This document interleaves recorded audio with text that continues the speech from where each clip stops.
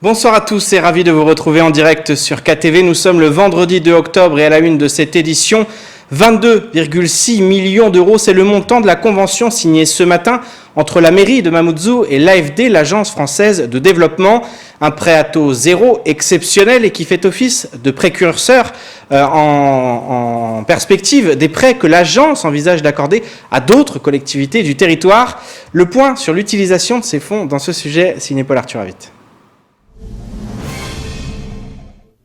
Éclairage public, éducation ou encore zone d'aménagement, les projets qui découleront de ce prêt sont déjà nombreux. Des projets avec une particularité en commun, le fait de développer la ville dans une optique de développement durable. Il s'agit donc d'un prêt de 15 millions d'euros à 0% avec un différé de 3 ans. Pourquoi 0% ? Parce qu'il s'agit d'un prêt vert qui accompagne des investissements qui contribuent à l'adaptation et à l'atténuation des effets du changement climatique et qui vont s'inscrire également dans le cadre du renforcement du lien social. Ça veut dire quoi concrètement ? Ça veut dire des investissements d'éclairage public, des bâtiments construits selon la norme, la charte Mayotte Énergie Plus. Ça veut dire de la revégétalisation du centre-ville, ça veut dire un confort de vie amélioré et un développement bas carbone. Un développement qui profitera à tous les usagers de la commune. En effet, petits et grands auront le privilège de profiter des avancées qui découleront de ce prêt, telles que la construction de nouvelles écoles ou encore l'éclairage public. Nous avons dans nos projets, dans un plan pluriannuel d'investissement, des projets pour l'éclairage public. C'est un enjeu sur le territoire, notamment pour notre sécurité. Mais nous allons aussi investir dans les écoles, c'est important. Nous avons un projet de ZAC, donc zone d'aménagement concertée à Loujani. Il y a des projets d'équipement qui sont prévus. Donc le prêt, les 15 millions vont servir notamment à financer l'ensemble de ces projets. Mais aussi 7,6 millions d'euros qui seront consacrés au gymnase de Mgombani ou encore les écoles. Un prêt qui s'inscrit dans la lignée des premiers déjà signés avec l'AFD ces dernières années et qui promet un avenir radieux à la commune. Et on reste au sein du chef-lieu. En effet, le maire de Mamoudzou était sur notre plateau ce matin pour faire le tour de l'actualité communale quelques semaines après sa prise de fonction officielle. L'occasion de revenir sur son récent séjour dans la capitale, au cours duquel il a pu rencontrer les plus hautes instances de l'État. Autre sujet brûlant, la sécurité dans les écoles, les vendeurs à la sauvette ou encore les tensions avec la CADEMA. Au montage, Leslie Vimenet. Le maire de Mamoudzou est de retour à Mayotte après plusieurs jours à Paris qui lui ont permis de rencontrer des acteurs importants qui seront des soutiens pour les grands projets du chef-lieu. Un séjour fructueux même si le premier édile a rapidement dû se replonger dans les dossiers chauds du moment, à commencer par les vendeurs à la sauvette. Il y a des personnes qui ont la poste qu'ils souhaitent créer leur propre emploi. Nous devons les accompagner. Donc ceux qui sont en règle, et je le dis et ça on l'a dit de manière très transparente, ceux qui sont à règle. Parce qu'aujourd'hui, au sein du marché couvert, il n'y a pas suffisamment de place pour tout le monde. Alors qu'il y a des gens qui sont à règle, qui doivent peut-être être accompagnés pour s'inscrire dans les chambres concernées, chambres d'artisanat, des métiers, tout cela, pour qu'après, que la ville puisse les accompagner pour avoir des espaces dédiés. Naturellement, comme je l'ai dit, en payant les droits. Les droits sont en train d'être définis, les espaces sont en train d'être définis par Mme Mounia Dunuraini, qui en est l'adjointe chargée. On ne sait pas où sont encore les espaces. Autour de la commission. Le travail est actuellement en train de se faire. Autre dossier important, la scolarisation des élèves. Plus de 830 enfants ne sont pas encore scolarisés au sein du chef-lieu. Le maire assure travailler sur la question avec le vice-rectorat. Par ailleurs, il doit se pencher sur la sécurité des établissements scolaires. En effet, en début de semaine à Cavani, des individus armés de machettes sont entrés dans une école pour menacer et voler les goûters des élèves. L'idée, c'est agir ensemble. La sécurité, c'est un enjeu.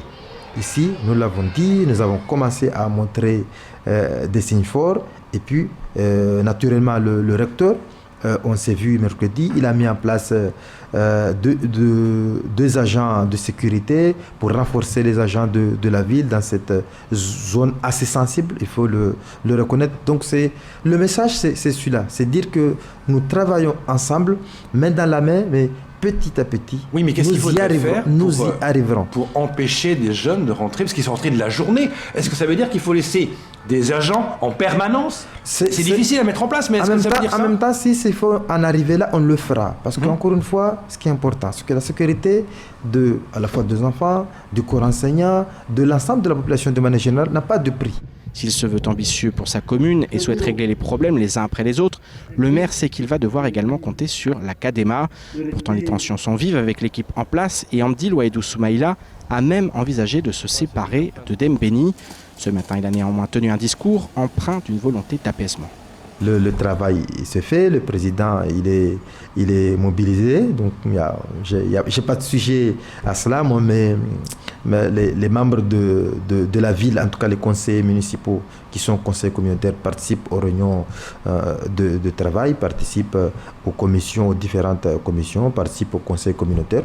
Donc maintenant, sur la gouvernance proprement dite, ça, je ne me permettrai pas de parler au nom du président de la CADEMA. En ce début de mandat, le maire de Mamoudzou se sait attendu au tournant. L'objectif est donc de redoubler d'efforts afin de mettre en marche une feuille de route très chargée. Et hier, la directrice de l'ARS Dominique Voynet annonçait que nous étions en capacité de tester les voyageurs en vue de la reprise des lignes régionales. Une information en contradiction avec les annonces de la préfecture. Par ailleurs, Dominique Voynet assure que ce sont les pays voisins qui auront du mal à réaliser les tests pour les voyageurs à destination de Mayotte. Pourtant, plusieurs compagnies atterrissent déjà à Madagascar et aux Comores. Écoutons plutôt le directeur de EWAER au micro de Léonard Rodier. La préfecture a essayé de nous aider. D'accord. Voilà, essayé de nous aider. Bon, on voit avec l'ARS et tout. Bon, ben on va voir comment on peut faire et tout. Et là, c'est parce que vous avez vu dans les journaux, on dit, si jamais nous avons besoin, entre 450 et 500 tests par semaine. Si nous reprenons notre programme normalement. Alors, Dominique Voynet l'a dit hier, on n'a pas de problème de test. Alors là, effectivement, je suis heureux d'entendre ça. Et malheureusement, on ne m'a pas répondu. On m'a répondu à côté de la placard. Elle a dit hier, je n'ai pas eu de nouvelles. Donc ça semble bien. Apparemment, peut-être qu'on va réconcilier les choses. Oui. Parce que, en fait, c'est uniquement ça qui coince. Parce que l'aéroport est rouvert à Nosy-Bé. À Nosy-Bé, c'est ouvert. Aujourd'hui, si les tests avaient pu être faits en temps et en heure, les avions d'EWA auraient pu de nouveau décoller pour aller à Nosy-Bé. Sans problème. Et pour ne rien vous cacher, il y a un avion d'Ethiopian Airlines qui a atterri à Nosy-Bé hier avec 250 passagers. Et à noter qu'à l'issue de ce temps de parole, une réunion est prévue entre Ayoub Ingar et Dominique Voynet pour tenter de débloquer la situation au plus vite. Et place maintenant au reste de l'actualité locale, avec notamment le délibéré dans le procès de Soufiane Moutuin, prévu dans un mois, ou encore la 26e édition du Festival de l'image sous-marine, au montage Leslie Vimenet. Il faudra encore patienter pour connaître l'issue de l'affaire opposant Soufiane Moutuin au procureur de la République Camille Miansoni. Hier, l'audience est bien tenue au tribunal correctionnel de Saint-Denis à La Réunion. Les juges ont pu entendre la défense des deux parties entre accusations de diffamation sous fond de racisme d'un côté et mauvaise interprétation de l'autre. Néanmoins, le délibéré a été fixé au 4 novembre prochain. En attendant, le procès s'est déroulé à huis clos, tandis qu'une foule de soutien était présente devant les portes du tribunal pour soutenir le membre du CODIM. Selon Yanis Swali, avocat de Soufiane Moutuin, les propos de son client ont été mal interprétés. Il n'a jamais dit que le procureur de la République était à la tête d'un réseau de passeurs. Il a uniquement fait état dans une interview d'une rumeur mettant en cause un haut placé qui s'appelait Camille et qui faisait office de relais à Mayotte lors de l'arrivée de migrants. La Caisse de sécurité sociale de Mayotte informe que la campagne de vaccination contre la grippe saisonnière a débuté le 8 septembre 2020 à Mayotte et se poursuivra jusqu'au 31 janvier 2021. L'institution assure que le vaccin reste le premier geste pour se protéger de la grippe et de ses complications graves. Cette vaccination concerne en particulier les personnes âgées de 65 ans et plus. Pour vous faire vacciner contre la grippe, c'est simple et rapide. Vous pouvez retirer gratuitement le vaccin à la pharmacie sur simple présentation d'un bon de prise en charge reçu par courrier.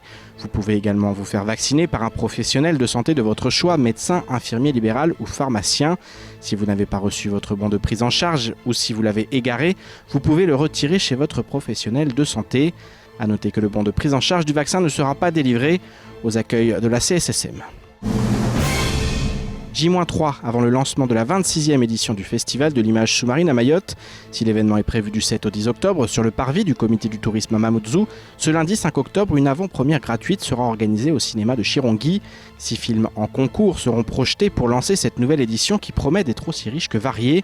Une édition particulière en raison de la crise sanitaire, mais aussi et surtout de la disparition de Jack Pass, le fondateur du festival. La soirée du mercredi 7 octobre sera d'ailleurs une soirée hommage. Au programme des discours de ses proches et des institutionnels, s'en suivra la diffusion d'un film intitulé La Flèche et l'épée, réalisé par Eric de Keyser. Ce documentaire de 55 minutes raconte les aventures dans le canal du Mozambique de Jack Pass et de son ami pêcheur-plongeur Pierre Bobet. Dès le lendemain, à partir de 18h30 et jusqu'à samedi, le parvis du comité du tourisme à Mamoudzou sera le théâtre des soirées de projection, des films et photos en concours. C'est ainsi que s'achève cette édition. Merci de nous rester fidèles sur KTV. Je vous donne rendez-vous lundi dès 19h pour tout connaître de l'actualité locale. Excellent week-end sur Kwezi.